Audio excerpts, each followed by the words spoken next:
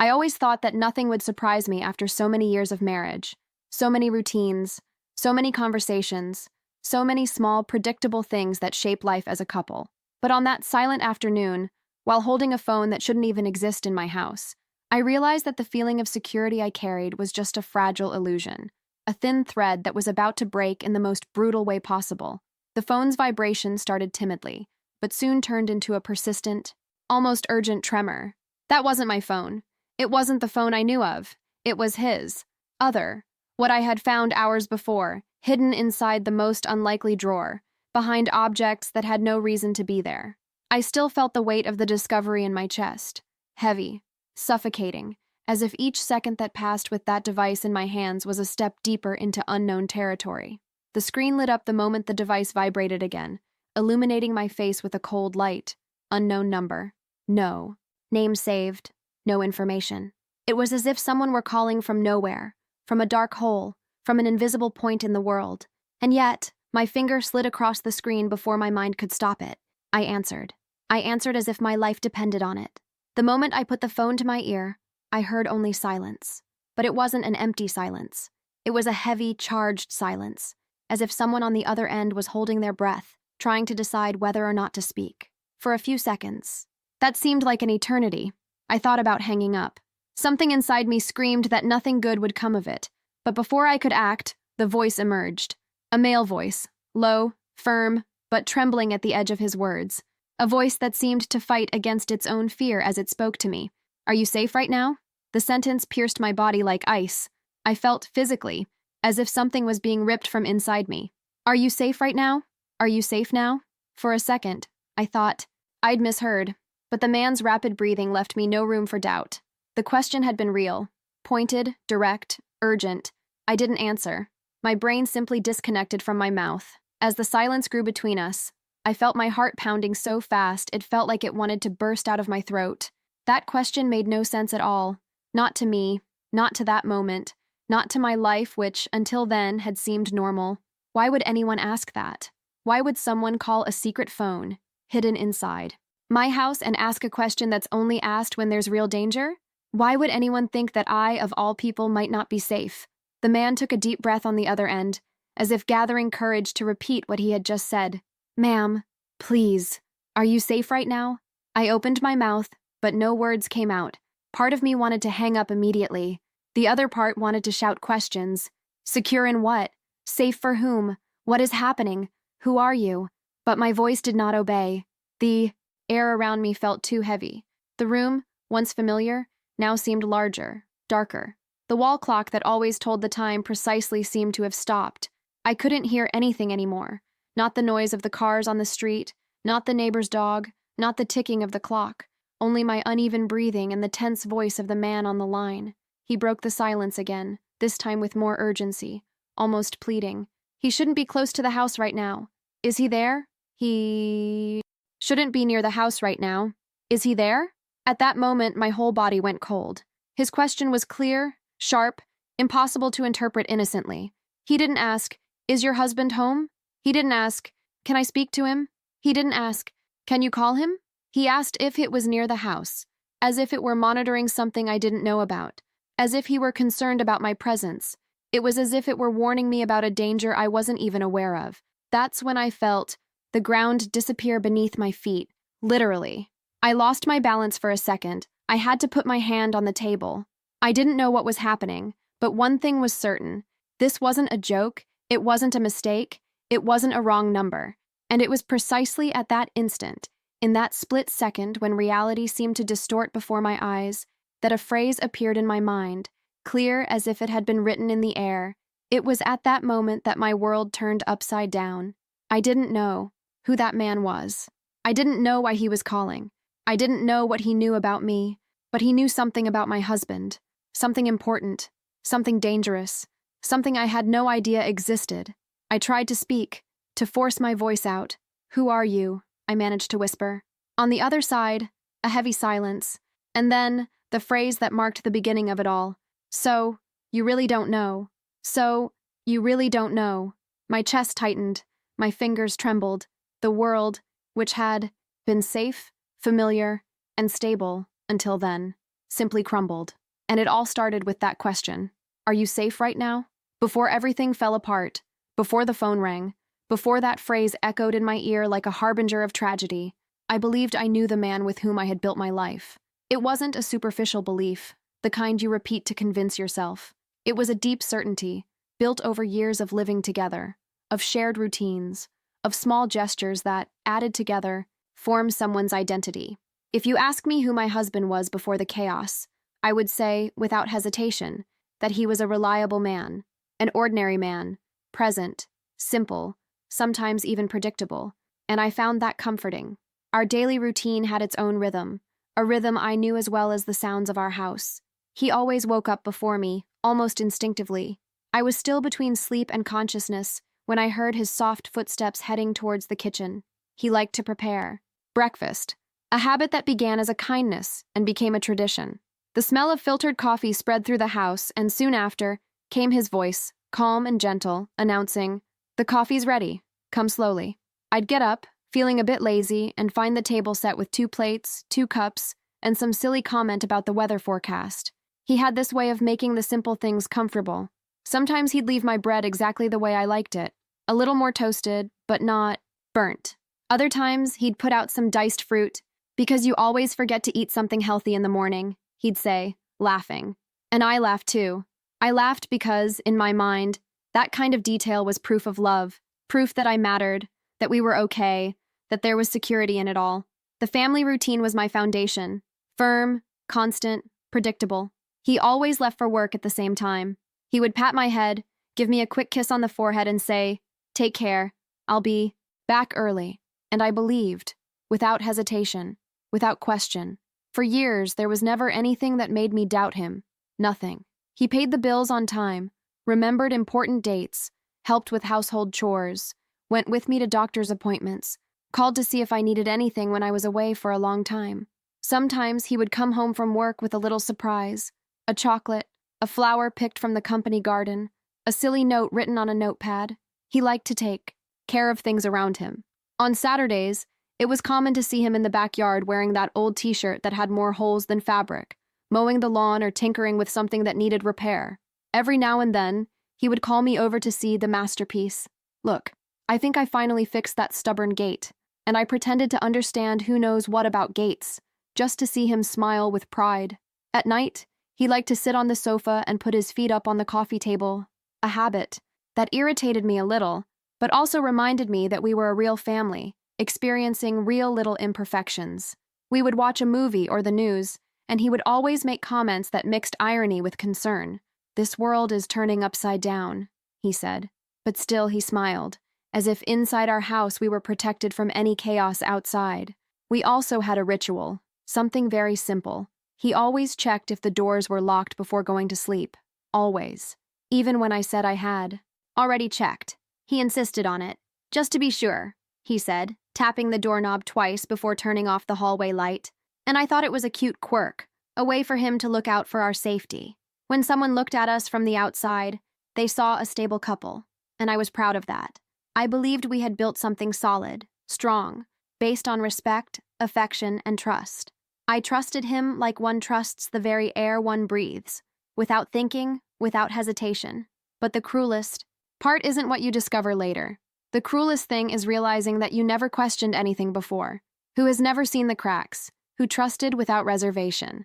And today, when I mentally revisit every detail of our life before the chaos, I realize that it was precisely this predictability, this apparent tranquility, this stability built up over the years, that made everything even more inexplicable. Because there were no signs. There was no reason to suspect anything. There were no changes in mood, manner, or routine. He was the man who greeted me goodnight with a gentle kiss on the forehead. The man who brought chocolate hidden in his briefcase to please me. The man who laughed when I forgot where I left my keys. The man who hugged me from behind while I was cooking. This was the man, this man, that I thought I knew. This is the man I would have defended tooth and nail if anyone had said he was hiding something. And perhaps that's why it hurt even more when I found out. The truth. Because when the ground starts to crack beneath your feet, there's only one thing worse than falling, realizing you were standing on the edge of the abyss the whole time, without even knowing it. When I think about him before everything happened, I remember this stark contrast. I never imagined he could be hiding something so serious. And that phrase keeps repeating itself inside me like a wound that hasn't yet healed. The man I thought I knew was stable, tender, and responsible. The man behind that, the one I didn't yet know, was someone entirely different. And I was about to find that out in the most painful way possible. The first sign didn't come in the form of shouts, fights, or glaring changes. It wasn't a suspicious message, a strange scent on my clothes, or a slip of the tongue. It came from something almost insignificant, something I could have ignored if I had chosen the comfort of lying. But the truth has its own way of presenting itself, silent, but impossible to ignore when it decides to appear. And, in my case, it came in the form of a small object hidden where he thought I would never look. I was just looking for an old charger, a silly task, a trivial reason. The office drawer, the messiest in the house, seemed the most likely place. There were papers that no one had touched in years, old notebooks, batteries that were probably already dead, manuals for appliances that don't even exist anymore. Nothing threatening, nothing unusual, until my hand touched an object that shouldn't have been there. It was a white box. Small, completely new. The plastic was still intact, perfectly stretched, as if no one had ever touched it since it left the store. But what really caught my attention wasn't the box itself. It was where she was there, hidden beneath a pile of misaligned documents, pushed to the back of the drawer as if fleeing from the light, as if she wasn't meant to be found. At that moment, something inside me broke a little, a subtle warning, an uncomfortable yet still undefined feeling. I could have left it there. I could have closed the drawer and gone about my day. But something, perhaps instinct, perhaps fear, made me pull the box out carefully, like someone retrieving a secret from under a stone. When I opened the plastic, I felt a shiver run down my spine. It was a phone, a simple, functional device, but clearly new. Nothing my husband would spontaneously buy. He liked modern devices with advanced features. This one seemed intentionally discreet, economical, easy to replace, easy to dispose of. I pressed the side button and the screen lit up. The bright light blinded me for a second. And then I noticed something even more unsettling. There was no password, no biometrics, no code, nothing.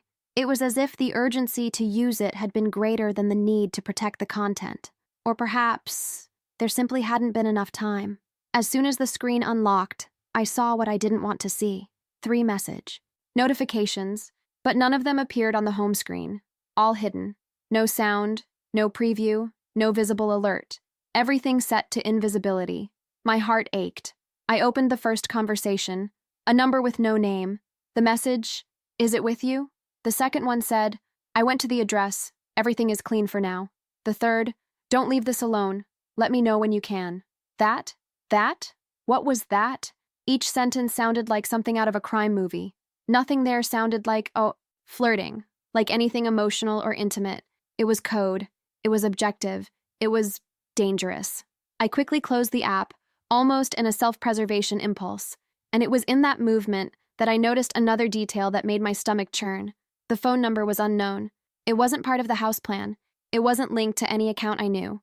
It was a random number, a number that hadn't existed in our lives until that moment. My mind started racing, desperately searching for a logical explanation.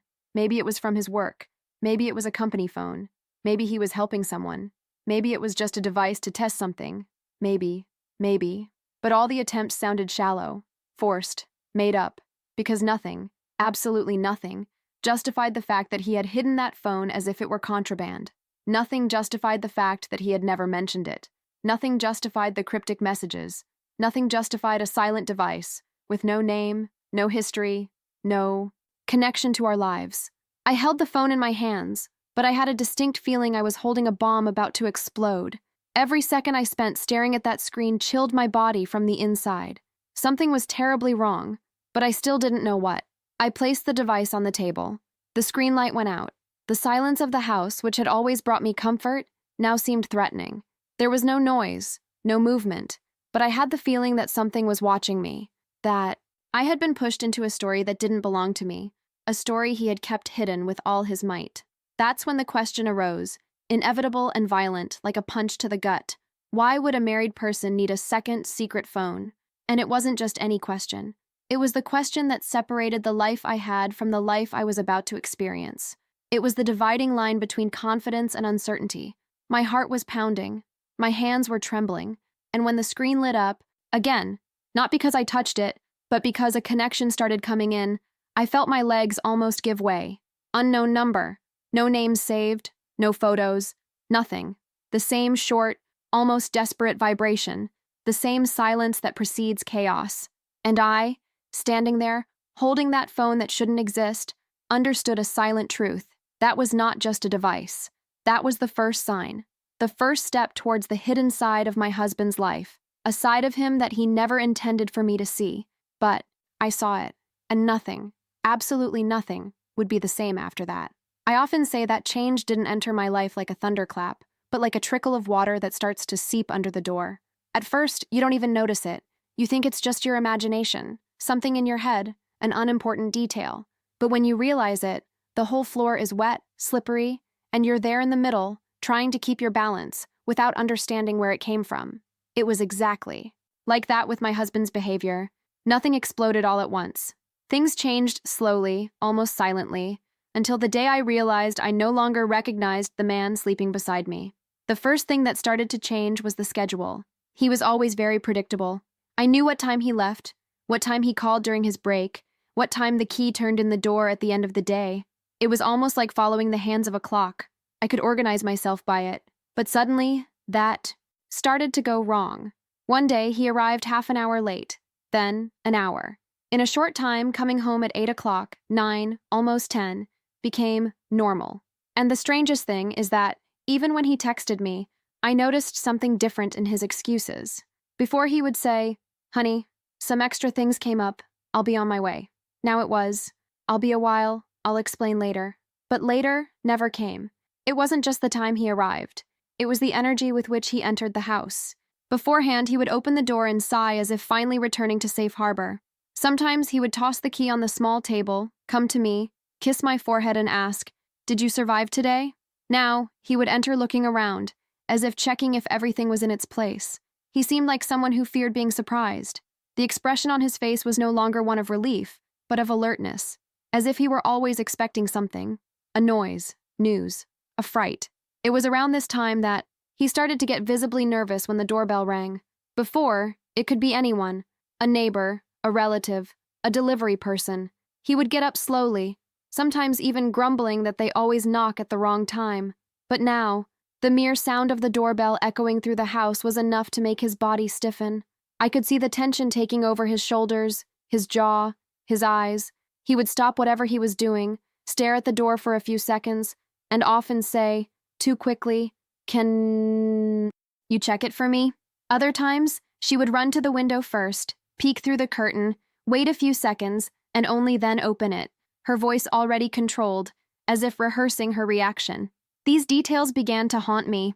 I could be washing dishes, folding laundry, or scrolling on my phone, but inside, a part of me was watching the whole time.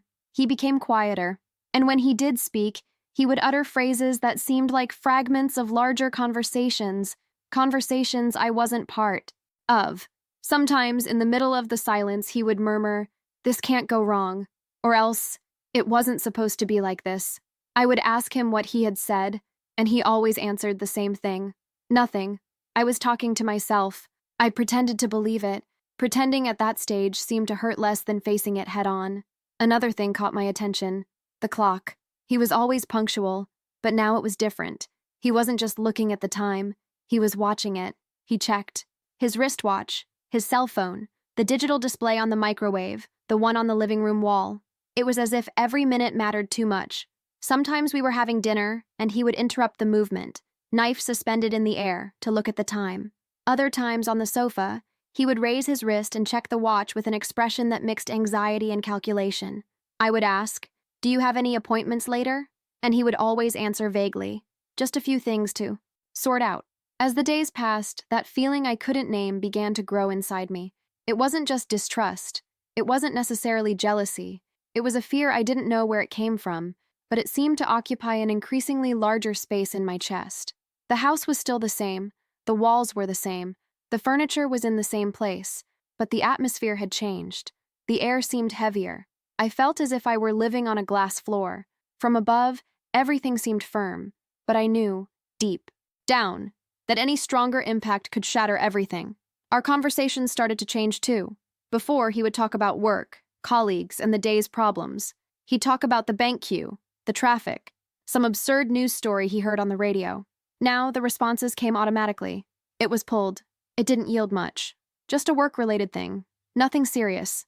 It was as if he had closed a door inside his own head and decided that I didn't need to go in. I asked, "Is everything really okay?" He would answer okay, but his eyes said no. But he never finished the sentence. There was one night in particular that has never left my memory. We were in the living room, the TV on, showing some random program. He seemed distracted, staring at the screen without really watching. Suddenly, his cell phone vibrated. He jumped, grabbed the device so quickly he almost dropped it. He read the message and, instead of replying in front of me, got up and went to the bedroom. I heard the door close. It didn't slam, it didn't lock, but it closed slowly, with a gentleness that, to me, was worse than a bang. That simple gesture, leaving the room to reply to a message out of my sight, said more than any explanation. A short time later, he returned with a forced smile, one of those smiles that doesn't reach his eyes. He sat on the sofa, picked up the remote control, and changed the channel as if nothing had happened. I tried to act normal, but I felt my stomach churn. At that moment, a phrase began to echo inside me. Something is very wrong. But I still didn't have the courage to put it into words. Because if I said it out loud, it would be like admitting that our lives were truly changing. Gradually, the feeling of losing my footing took shape. I would wake up with a heavy chest, as if I were preparing for something I couldn't explain. Hearing the key turn at night ceased to be a relief and became a moment of tension. What state will he enter today? Nervous? Tired? Distracted? Distant? I started observing everything. The way he put down his bag, looked around, checked his cell phone before talking to me. Perhaps the worst part wasn't seeing the changes, but feeling that they were happening in a place I no longer had access to, inside him. I realized, with pain, that I was no longer participating in certain parts of my husband's life. There was a secret space, surrounded by silence, glances at the clock, messages answered behind half-closed doors, discreet, tremors when someone rang the doorbell. And even without any proof, without having heard any strange names, without having seen any clearly compromising messages, I already knew, on an instinctive level, that something big was being hidden from me. I just didn't know what. Yet, what I did know was something else.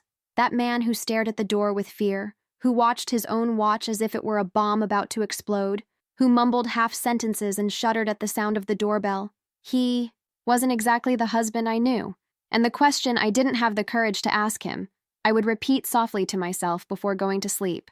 If he's so different on the inside, where do I fit into this story? That's when I understood for the first time that I wasn't just suspicious. I was slowly losing the ground beneath my own feet. When the secret phone started vibrating again, for the second time that day, there was no music, no ringing, no alarm. It was just that dry, almost anxious tremor. So discreet it seemed to try to get my attention without attracting the world around me. I was standing in the living room, phone in hand, and I felt a shiver run down my spine as if someone had run an icy finger down my back. The house was too quiet, the kind of silence that only exists before bad things happen. The name on the screen was the same, unknown number, no photo, no identification, no clue. Just emptiness. A call that seemed to come from nowhere, and, at the same time, seemed too urgent to ignore. My heart was pounding so hard I could hear it in my ears, muffling my breath. I couldn't think. I just answered. Hello? My voice came out thin, almost a whisper. On the other end, silence, but a different kind of silence from the first. It wasn't indecision, it was shock, as if whoever was on the line wasn't expecting to hear from anyone else, as if they were expecting something else, he and not me. I heard the breathing, short, tense, hurried, the kind of breathing someone makes when talking while looking over their shoulder, as if being watched or pressured. My stomach churned. It was a breath filled with fear, and fear never comes from nowhere. It's not him, the voice murmured, almost inaudible, as if talking to itself. I felt the blood drain from my face. That person knew exactly who they expected to meet. Who's speaking? I asked, trying to keep my voice steady, but even I could hear myself trembling. The voice hesitated. It wasn't arrogant, nor aggressive. It was a low voice, as if the owner were cornered, hiding or trying not to draw attention. He seemed to be internally struggling with the decision to speak or not, until, finally, the phrase came, whispered, urgent. "Are you safe now?" The question echoed inside me like a silent gunshot. "Are you sure?" "What? From who? Why?" I couldn't answer. Not because I didn't have an answer, but because my mind couldn't process what I was hearing. Never, in all the years of our relationship, had anyone asked me that in that way. It wasn't a question of concern. It was a question of alert. "Who are you?" I asked in one breath, almost pleading. On the other end, his breathing tightened, as if he were holding his breath. My impression was that this person was in a dark place, looking around, trying to decide if he could trust me. I need to talk to him," the voice finally said. "He's not here," I replied, once again trying to control my trembling. Silence. A silence that made me swallow hard. After a few seconds, the man spoke again, this time with a fear that seemed to overflow the line.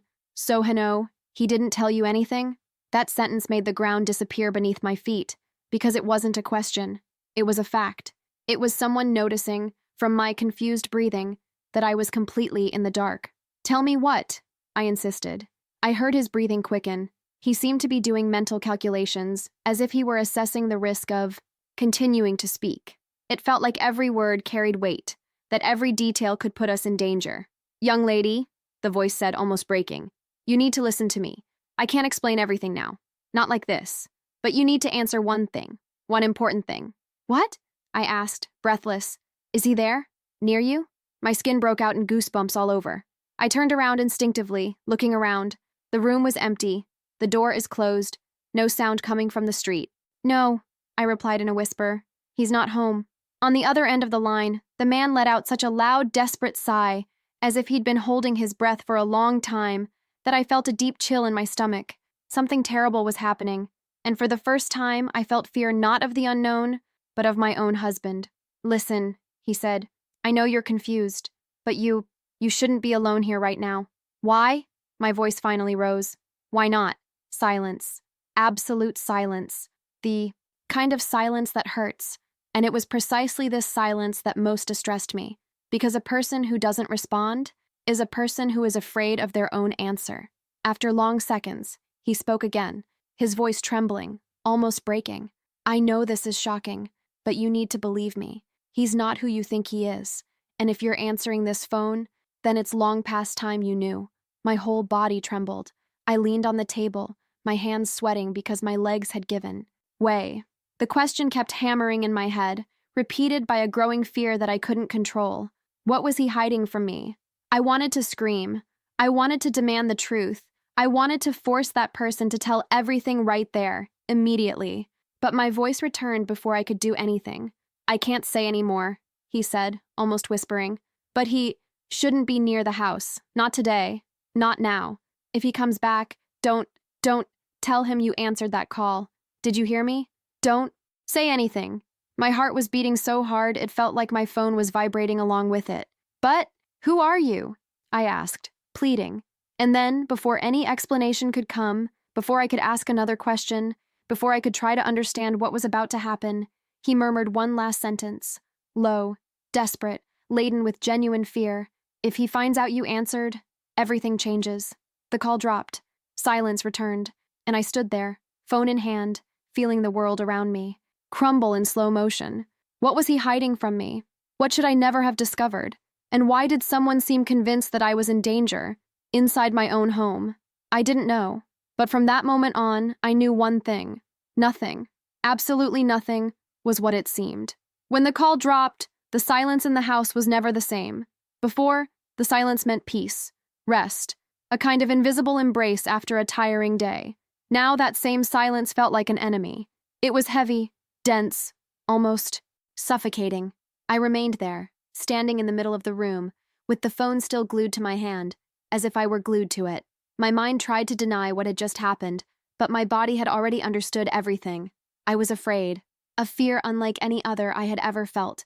My heart was racing so fast it hurt. It wasn't just tachycardia, it was like each beat came with a question. "Are you safe now?" The phrase repeated in my head as if it were being echoed by every wall of the house. I felt the pulse in my temples, in my fingertips, in my throat. My breath became short. I tried to draw a deep breath, but it never seemed enough. I went to the window almost without realizing it.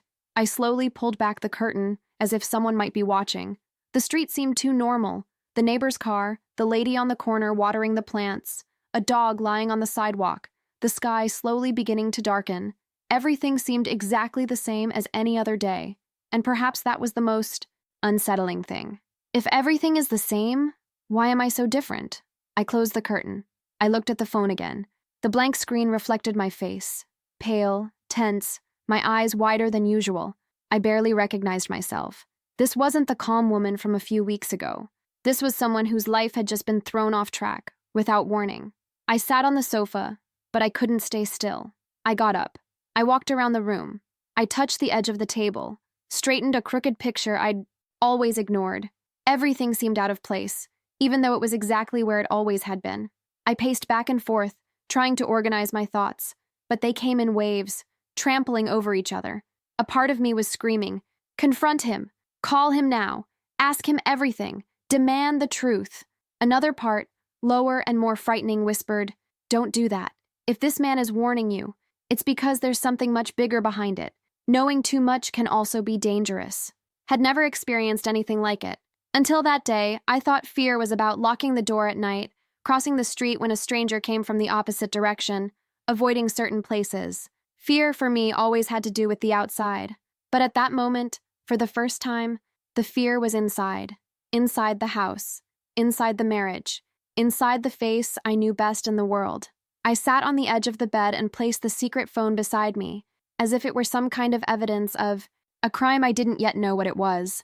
I rested my elbows on my knees and buried my face in my hands. I needed to think. I needed to decide. And at the same time, I couldn't decide anything. Do I confront or investigate? If I confronted him, I would have to look him in the eye and lay everything on the table: the hidden phone, the strange messages, the call, the man asking if I was safe. I would have to shatter, once and for all, this bubble of normalcy that I was trying to maintain. And, deep down, a part of me still wanted to believe that there was a logical explanation for everything, a plausible excuse, a reason that wouldn't destroy the ground I knew. But what if there wasn't? What if, upon confronting them, I confirmed the worst? On the other hand, if I decided to investigate, it would be another breach, silent but profound. I would become that person who snoops, who is suspicious, who observes in secret, and that hurt too, because it was admitting that I no longer trusted him, that I could no longer give him the benefit of the doubt.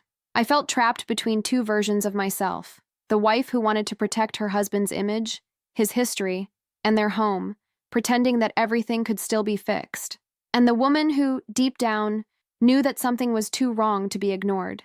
Do I really know the man I married? This question arose almost on its own, as if it had emerged from some forgotten corner of my consciousness, and, upon hearing it, I felt ashamed. Ashamed for thinking that. Ashamed for doubting someone who had shared their life with me for so long. Ashamed for the first time, looking at my own marriage with bewilderment. I started remembering details, things that, until then, I had attributed to tiredness, routine, age, stress, his distant demeanor in recent weeks, the constant glances at the clock, the messages answered in another room, the late departures, the startle when someone knocked on the door. Everything I had been trying to sweep under the rug was now coming back with full force, as if it were being projected right in front of me. What if it's not betrayal? What if it's something worse? That idea tore me apart inside, because, until then, the worst-case scenario in the mind of someone in love is infidelity. But at that moment, the man's tone of voice on the phone, the way he said, "He's not who you think he is," the urgency in his question, "Are you safe now?" None of that sounded like the conversation of a lover. It sounded like the conversation of someone who is afraid, really afraid, afraid that something might happen. I got up again. I went to the hallway. I looked at the front door. I remembered the phrase, "If he finds out you answered, everything changes. Everything changes." That phrase, "everything changes," kept hammering in my head like a threat. If I told him, what would change? Would he freak out? Would he lie? Would he become even more withdrawn? Would he become dangerous? And if I didn't tell, what would change? I would live with that secret stuck in my throat. I would spend my life analyzing his every gesture, every phrase, every outing, checking for signs, trying to piece together a puzzle whose final form I didn't even know.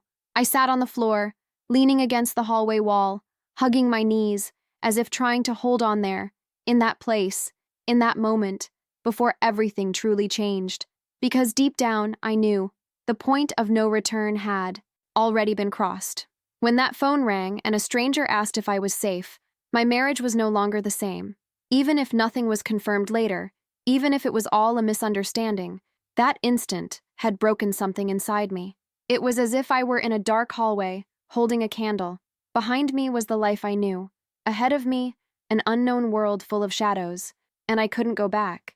But I also didn't know how to take the next step. I ran my hand over my face, feeling the tears I hadn't even realized were falling. They weren't tears of drama. They were tears of grief. I grieve for the certainty I had before. I grieve for the naivete of believing that love, by itself, shielded us from this kind of thing. I grieve for the feeling of home as a sacred place, because now, even within my own walls, I felt exposed. There, sitting on the floor, alone, with a secret phone beside me and a question throbbing in my chest, I understood that fear had ceased to be just a feeling. It had taken shape. He had a voice. He had a phone number. He had strange hours. He had secrets hidden in drawers. It had a face I knew all too well. And I, for the first time since I got married, had to face the most painful possibility of all. Perhaps I never fully knew the man I chose to live with. I was sitting on the hallway floor when I heard the sound. It wasn't loud. It wasn't scandalous. It was just a short, almost timid vibration, but it shot down my spine like lightning. The secret phone, the one that already seemed to carry a universe of shadows within it, was vibrating again. I jumped up, but my legs were so weak I had to hold onto the wall. Every muscle in my body seemed to react at once. Fear, alertness, tension, disbelief. It was as if my heart had started racing before I even moved. I looked at the device on the table. It vibrated like a small animal trying to warn of something urgent. The vibration stopped. Then it started again, 2, 3 times in a row. An insistence that left no room for doubt. Whoever was calling needed to talk to me. Now. I walked slowly to the table, as if approaching that phone might trigger some kind of trap. My fingers trembled as I picked up the device. The lit screen showed the same unknown number. No name, no clue, no mercy. Only the word calling glowed, almost mocking me. I could have ignored it. I could have thrown the phone away. I could have turned it off. I could have ended it all. But at that moment, I knew that if I didn't answer, I would forever be trapped in limbo between doubt and terror. I took a deep breath, closed my eyes for a moment, and swiped my finger across the screen. Hello? My voice came out as a broken breath. The silence on the other end lasted less than a second. This time, the man's breathing wasn't just rapid. It was panting, desperate, as if he had just been running. Is he near you right now? The voice shot out, tripping over its own syllables. My heart nearly stopped. The question, which had seemed impossible the first time, now sounded like a direct hit. It was no longer a doubt. It was a check, a safety check. What do you mean by that? I stammered. Answer me, he insisted, now clearly seized by panic. Is he home? Has he returned? Are you alone? I looked around almost against my will. The hallway, the living room, the closed door, the back of the house, everything silent. But the feeling of being watched intensified, not by him, but by my own fear. No, I replied in a whisper. He's not here.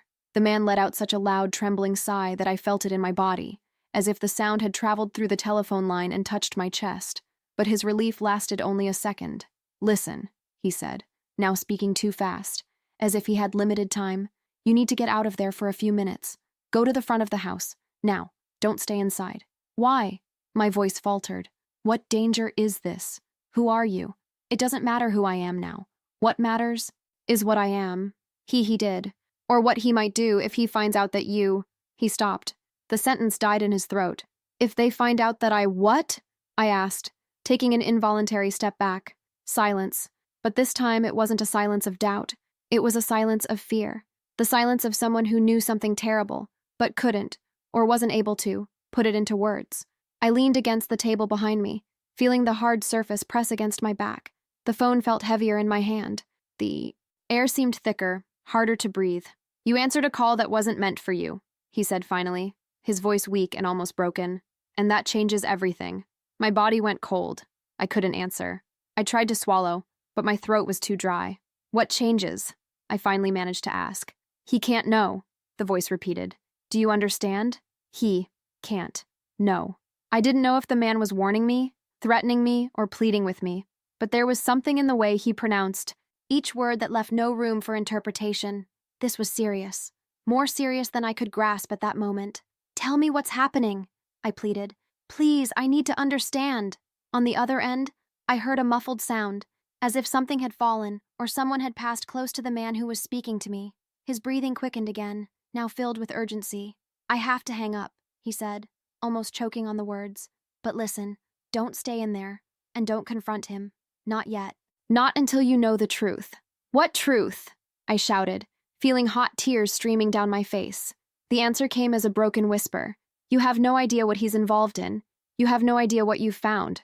But you will find out. Just don't be near him when it happens." And then, the call dropped, out of nowhere, cut off abruptly as if someone had ripped out the invisible thread that connected us. I stood there, frozen in the middle of the room, dead phone in hand, hearing only the sound of my own fear echoing in my chest. Each second felt like an eternity. His words hammered in my mind, repeated like a warning, like a threat, like an inevitable fate. "Is he near you right now?" I didn't know if the man was trying to protect me or prepare myself. But one thing was certain. I couldn't continue living in that suffocating ignorance. I would need to uncover the truth hidden in that second phone. I would need to find out who the man I was living with was. But above all, I needed to find out about what, or of who I should be afraid. And that's exactly where the next chapter of this dark story begins. The moment I decided to rummage through the phone and found clues that should never have been seen. After the second call, I stood there for a few minutes, simply frozen, phone still in hand, as if I were holding a grenade with the pin pulled. The world outside remained the same, but inside I already knew. There was no going back. I could try to pretend that none of this had happened, hide the phone again, continue my life as before, but the phrase, "You have no idea what he's involved in," wouldn't leave my head, and I knew that if I didn't go through with it, I would go crazy. I looked at the secret phone on the table. It seemed harmless, small, light, silent, but I already understood. It was a door to a part of my husband's life that I didn't know, and, whether I wanted to or not, I had already put my hand on the doorknob. I sat on the sofa, took a deep breath, and unlocked the device. This time, I wasn't just curious. I was determined. Scared? Very. But more than fear, I felt a strange mix of anger, humiliation, and a need to escape the darkness. I needed answers. I started with the messages. The icon still showed some notifications, but none had a preview. Everything was set to shadow mode. I opened the app and stared at the list of conversations. There were no names. None. Just saved numbers with initials or even saved. It was as if he had erased anything that could be directly linked to anyone. There were conversations about things like JM, RT, L, KS, and other contacts that didn't even have that. Just loose, cold numbers, without any indication of who was on the other end. I opened the first conversation with JM. There were no emojis, no greetings, nothing that resembled a conversation between friends. They were short, objective, almost technical sentences. "Have you confirmed the deposit yet? Don't leave anything in the car. Go before 7 p.m. After that, it's risky." My mouth went dry. I opened another conversation with L. "Don't send messages here. If there's a problem, you know what to do. She can't find out." My stomach churned. She can't find out. It could have been anything. A surprise, a silly secret, something work-related, but in that context, nothing sounded innocent anymore. After hearing a stranger ask me if I was safe, those words tasted like a threat. I went to another contact, just a number, no initials. The conversation was even stranger. "They passed today. I wasn't there. Are you sure about the time?" Further down, "New date set. It will be quick. Don't take it personally." It was like reading a language I theoretically knew, but which, there, seemed to have a different meaning. I read and reread those sentences, trying to fit them into normal situations, into everyday things, but nothing worked. Everything had the scent of something. Clandestine, risky, heavy. After a while, I I started to notice a pattern. No one called my husband by his name. There were no jokes, laughter, or venting. Everything seemed to revolve around schedules, meetings, deliveries, risks. I opened the call history. The calls were almost always from the same numbers. Short, at odd hours, many after midnight, a few during the day, almost always on days when he had gone out. To sort some things out, my heart tightened with each new piece of information. I tried to find a clean explanation, something like, he's helping someone, he's involved in some extra work, it must be a complicated favor. But the truth is that no innocent scenario matched the fear in the voice of the man who called me. That's when I noticed a discrete icon in the corner of the screen, the Maps app. Maybe if it had been someone else, it would have gone unnoticed. But at that moment, every detail was suspicious. I tapped the icon. The map opened, and for a moment, everything seemed normal. Zoomed-in city, familiar streets, common landmarks. But when I went to the tab of saved locations, my stomach churned. These weren't just random addresses. There was a list. Organized. Cold. Some of the marked locations. A street in a remote neighborhood that I had never heard of. A parking lot near an industrial warehouse. An abandoned plot of land on the outskirts of the city. The name of a hotel I had never been to. None of these places had any connection to our routine. I didn't recognize any of them. They weren't restaurants we frequented, nor friends' houses, nor workplaces. Nothing. I touched on one of the points. The recent routes option opened. There were dates. Days when he said he was stuck in traffic. Days when he arrived late, saying his boss had kept him later because of a spreadsheet. Days when I didn't suspect a thing. My eyes began to fill with tears. The feeling wasn't just one of romantic betrayal.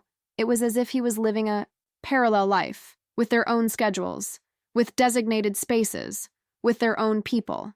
And I had no idea. I gripped the phone tighter, as if I could forcefully extract the truth from the device. I went back to the messages. Now, with the addresses in mind, some phrases began to take on a different weight. Today, same place as before. Don't park in front. He arrives alone. Everything inside me screamed that this wasn't just a story of infidelity. There was something else. Something that smelled of risk, of danger, of the wrong people. I was so immersed in that terrifying universe that I didn't even notice the time passing. Until I heard the sound that made every cell in my body freeze at once. The key turning in the door. My heart raced so hard I could barely breathe. The phone was still in my hand. The open screen showed a string of messages. I didn't have time to hide. The door opened. He went in. And for a second that felt like an eternity. Our eyes met. His gaze drifted from my eyes to my hand. He saw the phone, not mine. Share the other one. The one who should never have been with me. There was a brief pause in time. I swear I felt it. The air stopped. The clock stopped. Even the neighbor's dog seemed to fall silent. At that moment, I saw something in his eyes that I had never seen before. It wasn't tiredness. It wasn't irritation. It wasn't even guilt. It was panic. The briefcase he was carrying slipped slightly in his hand. His body tensed. His jaw clenched. For a moment, he didn't even try to hide it. It was as if the mask he had been wearing for weeks, maybe months, had fallen away. "What are you doing with that phone?" he asked, his voice low but sharp. I didn't reply. Not yet. Because before saying a word, I needed to admit one thing to myself. I was no longer just suspicious. I was no longer just scared. Now I was face to face with the truth, and with the man who had done everything to hide her from me. And it was at that exact moment, with the secret phone still trembling in my hand and his eyes fixed on mine, that I realized confrontation was no longer an option. He had just begun. When he walked through the door and saw the secret phone in my hand, the air changed. It wasn't a simple annoyance. It wasn't surprise. It wasn't the common irritation of someone faced with something unexpected. It was panic. Pure, silent, and immediate. A panic he tried to disguise, but which exploded in his eyes before any words could conceal it. In that instant, everything around seemed to slow down. I could even hear the sound of the key falling onto the small table, as if it had been thrown from a great height, even though he was only carefully dropping it. He didn't come closer. He stood there, the door still ajar behind him, as if he didn't know whether to go in or run. His eyes went from my face to the phone, from the phone to my accelerated breathing. He seemed to measure my every move, as if any gesture could trigger an irreparable reaction. "What are you doing with that phone?" he repeated, now in a firmer tone, but so devoid of naturalness that his own voice sounded tormented. I didn't answer immediately. I just stared at him, trying to find some familiar trait in the man standing before me. The man I knew, the husband who had shared so many years of my life, would have approached, relaxed his shoulders, explained everything with a mixture of laughter and affection. But the one before me, it wasn't him. At least not my him. The silence between us began to spread through the room like a fog. It was heavy, cold, suffocating. Neither of us moved. Time seemed to wait to see who would speak first, who would give in, and at that moment, I knew that any sentence of mine could be the spark to ignite something I didn't understand. He began, swallowing hard. This phone wasn't meant for you. The sentence died there, perhaps because he himself didn't know how to continue, perhaps because all possible explanations already sounded weak even before they were uttered. I took a step back, instinctively bringing the phone closer to my body, not because I wanted to protect the device, but because it, inadvertently, seemed to want to get closer to it. His eyes followed it as if it were incriminating evidence, as if his fate, and perhaps mine, was trapped there. "Did you touch it?" he asked, his voice now too low, almost a nervous whisper. "What if I've interfered?" I replied, feeling a wounded courage growing inside me. He took a deep breath, and the sound of air going in and out of his lungs seemed so loud that for a second I thought he was going to faint. His shoulders trembled. He ran a hand through his hair, his body rigid, in a classic gesture of someone trying to control the situation, or to cover up despair. "That's not," he tried again. "It's not what you think." I almost laughed, because those were the kinds of lines you hear in movies when the situation is already completely out of control. But the truth is, there was nothing I was thinking clearly about. There was only fear, suspicion, and a growing list of questions that didn't belong in the life I thought we had. "So tell me," I said, trying to keep my voice steady, "what should I think?" He opened his mouth, closed it, opened it again. His voice came out trembling. "I can explain, but not now, not like this. This is complicated, complicated." The word fell across the room like a stone. I felt my eyes burning, but I forced myself not to blink. If I cried at that moment, I would lose what little control I still had. "How complicated?" I asked, taking a step toward him, not to approach, but to confront him. "You have places marked on a map that I've never seen, conversations with people I don't know, messages that talk about risks, meetings, money, schedules, secrets, people saying she can't find out, people calling you asking if I am safe. Are you really telling me that this is just complicated?" He took a deep breath and his eyes welled up for a second. I don't know if from regret, fear, or something worse. He moved a little closer, but not too close. It was as if there was an invisible line marking the space between us, and he didn't dare cross it.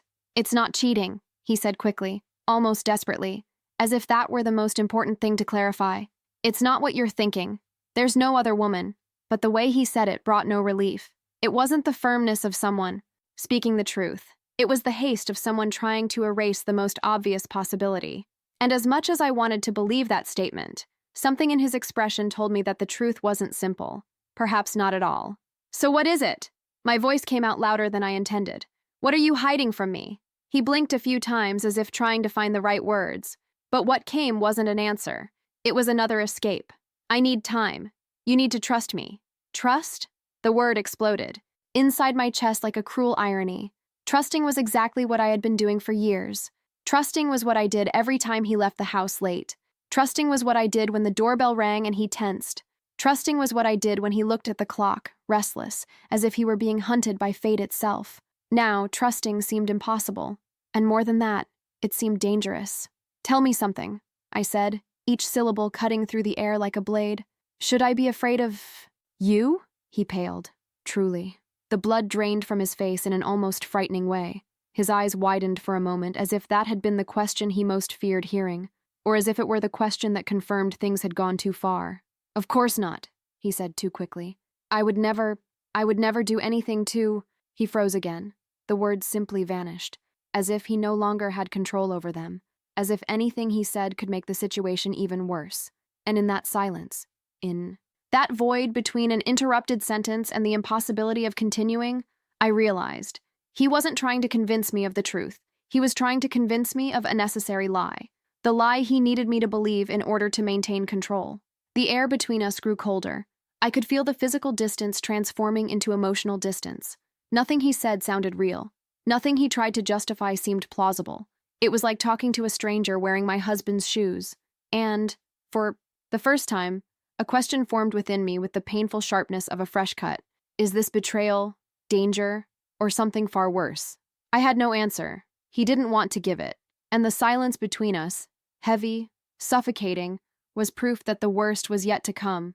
After the confrontation with my husband, the house never seemed the same again.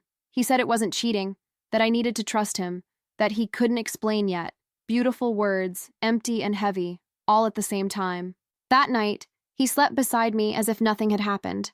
He turned his back, took a deep breath, and within minutes, he was snoring lightly, like any other day. But while his body rested, mine seemed to be at war. I couldn't close my eyes.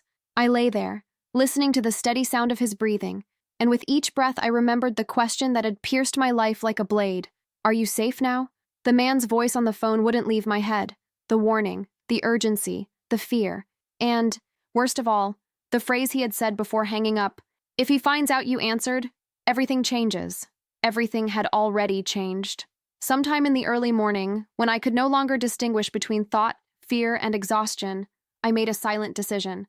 I wasn't going to wait for my husband's goodwill to explain. If he was hiding something of this magnitude, if he had a parallel phone, if someone was calling to check on my safety, then I had the right to seek the truth on my own. I waited until I heard his snoring grow heavier, deeper, the kind of sleep that would take him a long time to wake up from. My heart was pounding so hard that I was sure that if he woke up, it wouldn't be from the sound of my footsteps, but from the sound of my fear coursing through the house. I stood up slowly, feeling the cold floor beneath my feet. The house was dark, but I knew every corner of that place with my eyes closed. I walked to the hallway, trying not to make the slightest noise. The secret phone was hidden in the same place where I had put it after the confrontation, inside a drawer in a cabinet, wrapped in an old scarf, as if I wanted to muffle the sound and at the same time what it represented. I grabbed the device and went to the bathroom, the only room in the house where I could lock the door without raising suspicion. I turned on the dim light. In the mirror, I saw my own pale face, my sunken eyes, the dark circles under my eyes darkening my expression. I looked older, not in years, in truths. I sat on the closed toilet lid, took a deep breath, and unlocked my phone. My hands were shaking so much I had to hold the device with both. I opened the call history. There were the records. He had called me twice from that same unknown number. I tapped on the last received call. For a second, I thought about giving up, about deleting everything, throwing the phone in the trash, going back to bed and pretending I was still living in the most comfortable version of the lie. But that time was over. I pressed the call button. The phone rang once, twice, 3 times. Each tap felt like a hammer pounding inside my head. On the 4th try, the call connected. Hello? His voice came low, like a secret. For a few seconds, I couldn't speak. My chest tightened. My vocal cords felt glued shut. The only thing I could do was let out a breath. Yes, it's me. There was a short but meaningful silence. I could almost see him on the other end. Surprised. Alarmed. Recalculating everything. When he spoke again, his voice was even more tense than before. You shouldn't be calling from this number, and I shouldn't be on this phone, I replied, unable to hide the venom of my pain. But I am. He took a deep breath, a long, heavy sigh, as if anticipating the weight of what was to come. Is he with you? She asked, with an urgency that almost cut the call in half. He's sleeping, I replied. And honestly, if there's anything I need to know, it's now. Another silence. This time, it wasn't indecision. It was a choice. I sensed on the other end of the line a man deciding whether to cross a line he might never be able to undo. Are you sure you want to hear this? He finally asked. Because after I tell you, you won't be able to go back to the life you had before. My chest tightened. A tear escaped without me realizing it. I don't have that kind of life anymore, I replied. He let out a short, sad laugh, almost a bitter reflex. Okay, then listen carefully, and please don't interrupt me until I'm finished. I nodded, even though I knew he couldn't see me. First of all, I'm not his lover, nor his friend. The voice came out firm, cutting through the air. He never spoke about you to me, at least not by your name. I have nothing to do with your marriage. It was strange how one part of me felt a small relief, while another part immediately understood that this didn't mean safety. If he wasn't a lover or a friend, then who was? Who are you then? I asked, more softly. There was a brief pause, and then came the answer. I am someone who has been put in place to observe. Officially, I'm part of a team that investigates people involved in certain types of business. Unofficial, dangerous. Let's just say, I keep a close eye on those who get involved with the wrong crowd. My hand gripped the phone so tightly that my fingers ached. And what does this have to do with my husband? I asked, even though I already dreaded the answer. The man's voice dropped slightly. He seemed to choose his words carefully, as if any detail could put me at even greater risk. That phone you found, it's not just any device. It was given to him by people we've been monitoring for some time. It's a clean channel, with no direct link to his name, used to arrange meetings, give instructions, coordinate deliveries, and move money without leaving a trace on official channels. I closed my eyes. The messages began to reassemble themselves in my head. Don't leave anything in the car. Don't text from here. She can't find out. Your husband, he continued, got into this thinking it was just a side job, a way to make quick money, pay off some debts, get out of a tight spot. But the people he got involved with don't play games. They don't tolerate lateness. They don't tolerate mistakes. They don't tolerate anyone who gives up halfway through. And when they want to pressure someone, they use what that person holds most dear. I felt my stomach churn. Family, I whispered. Exactly, he confirmed. Family, home, routine, what you eat, where you go, what time you're alone, all of that becomes a tool. He paused as if giving me a few seconds to absorb it. And you? I asked, my voice faltering. Where do you fit into this? I'm on both sides of the glass, he replied. My job is to observe, record, wait for the right moment to act. But I also have to decide what kind of person I'm going to be in the middle of all this. And that's why I called you. Because the way they started talking about you wasn't good. My whole body went cold. What do you mean? Talk about me, I asked, feeling my throat go dry. I heard a noise on the other end. Maybe he was walking, maybe checking if he was alone.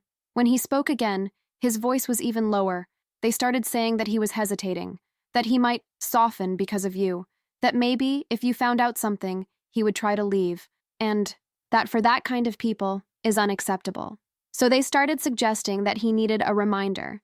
The word reminder kept echoing in my mind with a terrible weight. I've worked on this long enough, he continued, to know what comes after that word. And it's not talk. It's not an empty threat. They test limits.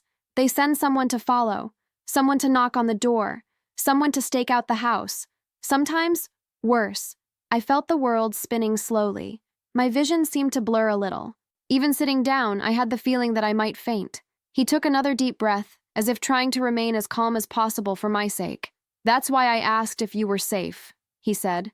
Because to them, you're not just the wife, you're the lever, the quickest way to bend him to your will. His words began to jumble in my head along with the last few weeks of my life. His fear of the doorbell, the glances at the clock, the late nights out, the short messages, the strange tiredness, the panic in his eyes when he saw me with the phone. He wasn't just betraying my trust. He was mired in something that could destroy everything. On the other end of the line, the man took another deep breath and finished. He's not innocent in this story. He made choices, wrong choices. But you didn't choose any of this. And if I wait as long as my superiors want, maybe the next message won't just be a call asking if you're safe. The bathroom seemed to shrink. The air grew heavier. The sound of the ceiling fan, weak and steady, began to sound distant. I didn't know if I was sweating cold or if I had stopped feeling my own body. It was at that moment that he said the phrase that shattered what little stability I still held on to. They've scheduled something for very soon, and your address is part of it. I felt my legs simply give way. If I hadn't already been sitting down, I would have fallen. The phone slipped slightly from my hand, but I gripped it tightly, as if that line was the only thing still connecting me to the notion of reality. I couldn't answer. I had no words. I was breathless. All I could think about, while the world seemed to spin in slow motion around me, was, when I heard the truth, my legs almost gave way. And yet, I knew, with painful clarity, that he still hadn't told me everything. The worst was yet to come. When the call with the mysterious man ended, I sat on the bathroom floor for a few minutes, the secret phone in my hands, as if it were a radioactive object that could explode at any moment. My thoughts swirled chaotically, but there was a truth that, however terrible, was beginning to take shape, intertwining with every detail of the last few weeks. It was as if all the pieces, previously disconnected, frightening, illogical, were finally falling into place within a dark puzzle. A puzzle I never would have imagined my husband would be a part of. The man's voice still echoed in my head. He got into this thinking it was just an extra job. The people he got involved with don't play games. You are the lever. They've scheduled something for very soon. Each sentence was a crushing weight. Every detail was a blow. But what tore me apart the most was the confirmation of everything I had secretly feared. My husband was entangled, up to his neck, with dangerous people. It wasn't betrayal. It wasn't a romantic double life. It was something much worse. He was owing money to people who don't forgive mistakes. The revelation hit me like a block of concrete. It wasn't just ordinary debt, bank loans, credit cards, overdue payments. It was debt to criminals, to people who resolve everything through threats, violence, and fear. The kind of people who don't care about excuses, who don't accept delays, who don't patiently wait until next month. For them, every hour counts. Every transaction has a price. And then, suddenly, everything I had seen in the previous weeks began to make terrifying sense. The cryptic messages. Don't leave anything in the car. Don't send messages here. She can't find out. It passes before 7 p.m. They passed today. These weren't secret romantic encounters. These were collection instructions, patrol warnings, orders from a group that monitored his every move. The places marked on the map, warehouses, vacant lots, remote parking lots, unfamiliar hotels, they weren't romantic meeting points. They were meeting points. Collection of transfer, of surveillance, locations, chosen to avoid drawing attention, for quick transactions, for making threats without witnesses. The way he obsessively checked his watch. Now it made sense. He had fixed hours for to appear to deliver something, to confirm payments, to prove that he was following their rules. Every delay could be costly, very expensive. His fear when the doorbell rang, sure, it wasn't random paranoia. There was genuine panic that someone from the group might be at the door, hitting, waiting, looking, analyzing. Whether he was complying or starting to waver. Late departures, problems at work, vague excuses, sudden absences, everything, absolutely everything, now fit into a narrative I never would have imagined. My husband was being suffocated by criminals, people he sought out thinking it would be a quick solution, and who now controlled every minute of his life. But there was still more, something the man on the phone had hinted at, but not said clearly, and which now struck me with devastating clarity. He was being blackmailed, not only charged for the debt, blackmailed. Because for these people, the charge isn't just about money. It's about obedience. It's about forced loyalty. It's about silence. It's about submission. And when someone tries to escape, they look for a weak point. And what was my husband's weak point? According to them, according to the informant himself, you. His sentence haunted me again. They started saying that he might hesitate because of you.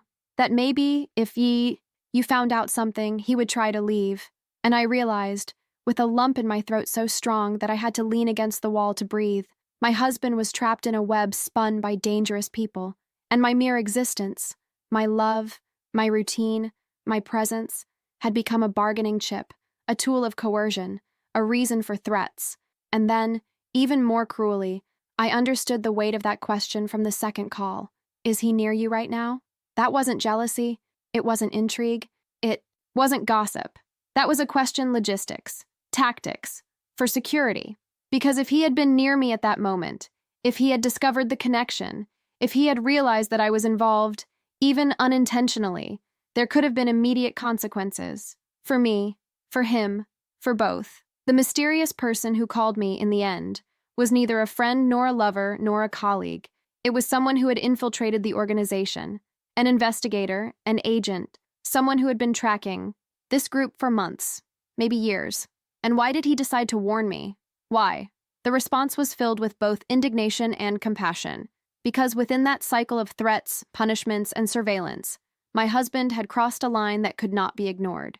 It was no longer just about debt, or of obedience, or out of fear. He had been forced to do things, small things perhaps, but things that were beginning to become dangerous tasks, tasks that involved risk, illicit money, and encounters with people who live outside the law, tasks that could, at any moment, go wrong. And when a task goes wrong in this type of cycle, The group does not charge fines, interest, or make polite phone calls. They collect with pain, with retaliation, with violence. What if the man on the phone was right? Their next step would involve at home. It would involve me. And in a torturous way, I realized my husband knew about it. I knew very well. I knew so much that I was living in a constant state of alert. He knew so much that he kept staring at the door. I knew so much that his face fell apart in panic when he saw me with the secret phone. He wasn't afraid of being caught. He was afraid I would become a target. The truth, then, tore through my chest with a silent violence. It wasn't just debt. It wasn't just blackmail. It was a desperate attempt to protect me, using the only method he thought he had: silence. But this time the silence was poison, and the longer I remained unaware of the complete truth, the closer I would be to becoming the reminder they would give him. When that understanding fully sank in, my legs truly gave way. The toilet spun, the air disappeared, and I understood that I was not facing a common choice. My life, and his, now depended on something much bigger than secrets. They depended on decisions, out of courage, of a complete and brutal truth that I would still have to face. But one thing was certain. After that night, our marriage was no longer just a union. It was a minefield, and I was in the middle of it. When I left the bathroom that morning, something inside me was no longer the same. It wasn't just the shock of the revelation, nor the pain of the discovery, nor the fear of everything that could still happen. It was a quieter, deeper change. A line that, once crossed, forever transforms the version you have of yourself. I was no longer just the wife trying to understand a secret. I was someone who had faced the naked, raw, and cruel truth and survived its impact. I walked down the hallway, phone clutched in my hand, feeling the world around me pulse strangely, almost as if the house were trying to tell me that nothing there was safe anymore. When I opened the bedroom door, he was still sleeping like an ordinary man, tired after a normal day. And for a moment, I just watched his face, the face that for years had been my safe haven, a face I knew so well I could draw it with my eyes closed. But now, there was something about him that I no longer recognized, and the question that grew inside me was brutal. How can I live with someone who tried to protect me by hiding the danger from me? I sat beside the bed, not knowing where to begin. I could wake him. I could confront him right there, demand explanations, answers, solutions. But after what I'd heard, I knew.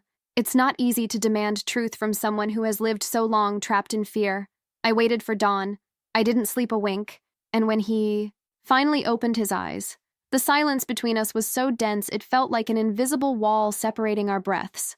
He turned his face to me slowly, and I saw in his eyes a mixture of guilt, anguish, and relief, as if he were ready to be condemned, and at the same time, hoping that this moment would free him from an unbearable weight.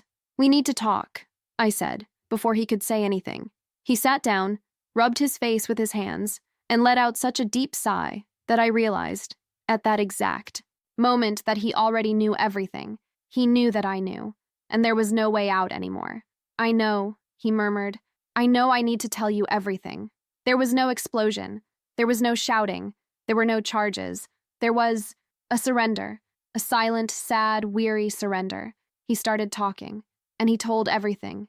Everything I had already heard about the mysterious man, and much more. He spoke about the debts, regarding the promises he made to dangerous people, the fear of losing my job, of losing my house, of losing myself. He spoke of the nights he went out secretly because he was being pressured. He spoke of the day he realized he no longer had control over anything, and that any misstep could put his life at risk. And when she got to the part where she confessed that she was trying to protect me, using the only method she knew, which was silence, her voice finally broke. He cried. I don't remember the last time I saw my husband cry. Not like that. For a second, something inside me broke too. I felt anger, yes. I felt fear, yes. But at that moment, I also felt something else.